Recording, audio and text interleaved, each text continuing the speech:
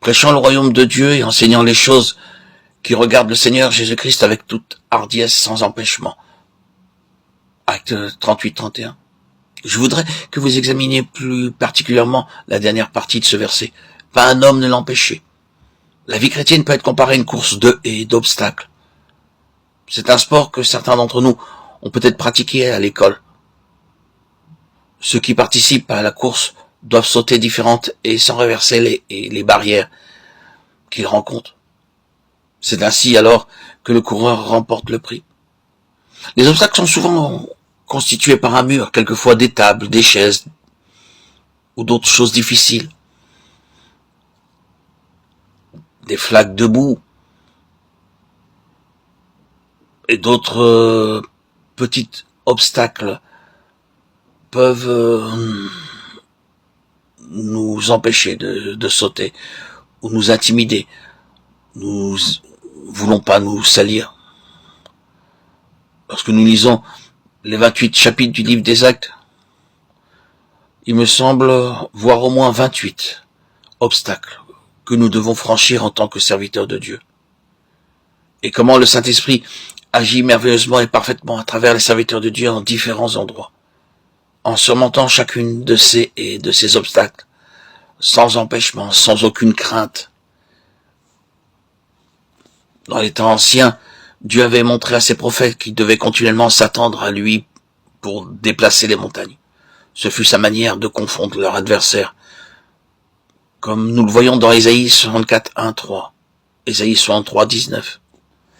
Or, si tu déchirais les cieux, si tu descendais, les montagnes s'ébranleraient devant toi, comme s'allume un feu de bois sec, comme s'évapore l'eau qui bouillonne. Tes ennemis connaîtraient ton nom, et les nations trembleraient devant toi. Lorsque tu fis des prodiges que nous n'attendions pas, tu descendis, et les montagnes s'ébranlèrent devant toi. Aussi longtemps que nous serons conscients de la présence permanente de Dieu dans son service, nous verrons chaque montagne s'écrouler dans sa présence. Rien ne nous fera peur. Nos propos, notre engagement seront toujours francs, directs.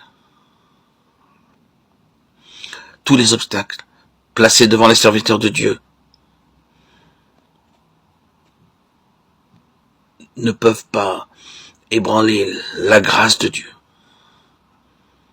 C'est ainsi qu'on peut avancer et franchir tous les obstacles en grande confiance.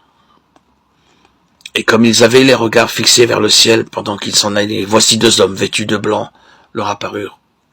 Ce fut la première haie qu'ils eurent à franchir. Le Seigneur Jésus-Christ avait regagné le ciel, il était parti. Ces quelques disciples restaient sans secours et regardaient vers le ciel.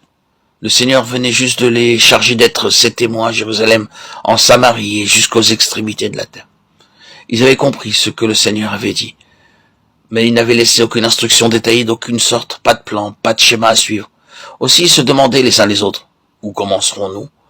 Que ferons-nous? Où irons-nous?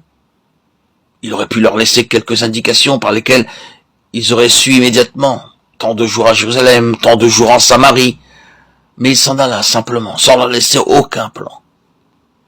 La seule chose qu'il leur avait dit de faire était d'attendre à Jérusalem que la puissance du Saint-Esprit descendît sur eux.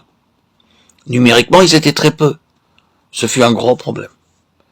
Mais en plus de cela, il y avait encore 3 grandes montagnes qui se dressaient devant eux et qu'ils avaient à franchir. La nation juive qui les haïssait, la politique des chefs romains qui les maintenait en esclavage, les Grecs avec leur culte des idoles. Toutes les fois que nous recevons un message de Dieu ou un fardeau sous une forme ou sous une autre, la première question que nous posons est comment commencer?